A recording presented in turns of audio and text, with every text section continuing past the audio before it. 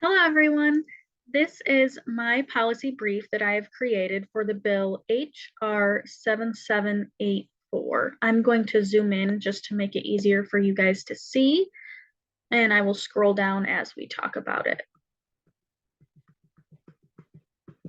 Okay.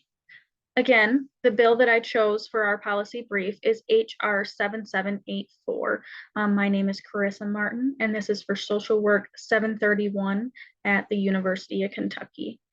Um, the bill's HR 7784 has not been passed yet. It was recently introduced to the House of Representatives on May 16th of 2022. The bill is an amendment to the Support for the Patients and Communities Act. The amendment was created to improve trauma support services and mental health care for children in the educational setting. HR 7784 provides a blueprint for school districts to follow in order to get funding for training in a way to get all their staff trained in the necessary areas of trauma-informed care and mental health. The research on trauma-informed care has been increasing over the last 2 decades. Specifically, when the study on ACEs was published, research started getting more specific. Children in the public school system bring all of this trauma, all of their memories, and all of these feelings to them with school.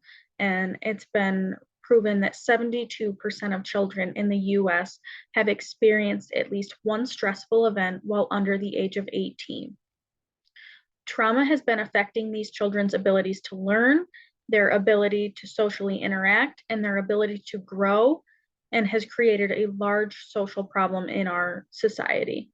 Children are in a school for a majority of their awake hours, and if they have experienced trauma, they would benefit from their educators understanding how that trauma affects their ability to learn and how the information in the classrooms needs to be presented in order for the children to fully understand.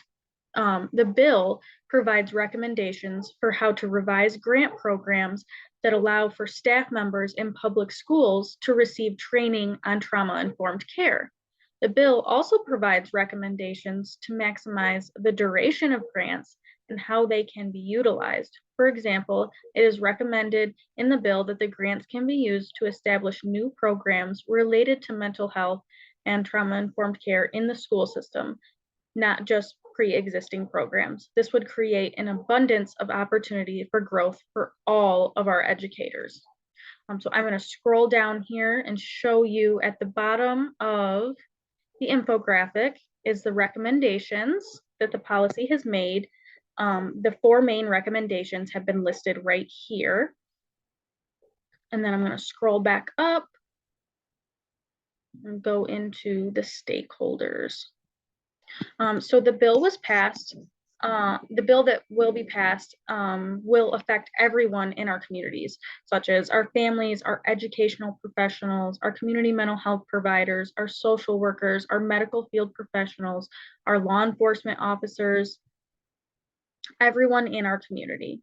Each of these stakeholders have an interest in the bill because of their relation to children who have experienced trauma. Um, Specifically, families may have children who have experienced this trauma firsthand. The education professionals are trying to teach these children who have experienced trauma, and our community mental health providers are seeing these children on a daily basis regarding their trauma, regarding services that they're receiving for that trauma. Social workers are providing these resources for these children similarly to the community mental health providers. Our medical field professionals are seeing these children directly after these traumas, after the long-term effects of these traumas. Same with our law enforcement officers.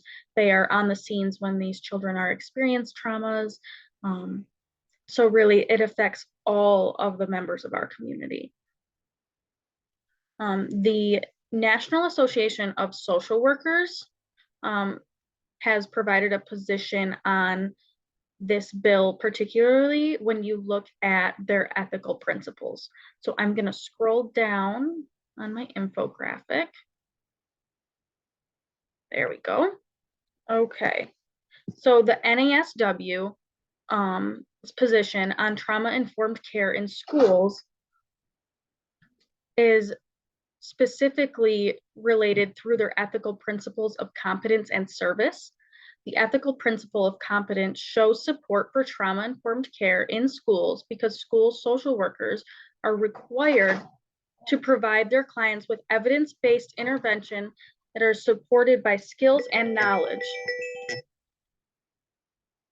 The bill provides an increase in knowledge base related to trauma-informed care for educational professionals. The second ethical principle in service is service. Social workers need to be able to serve their members of their community to address their social problems since childhood trauma is a social problem. And the bill is addressing this social problem. The positions align, meaning that through ethical principles and standards, the NASW should support the bill HR 7784. Okay, and then I'm gonna zoom out here so that we can see the whole thing again.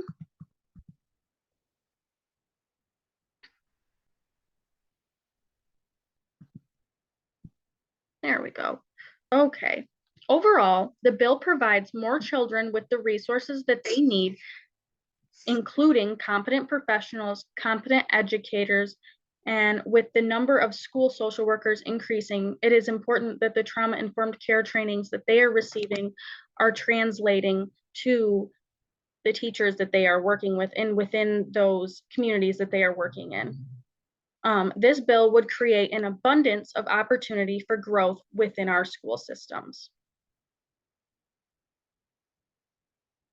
Thanks for listening.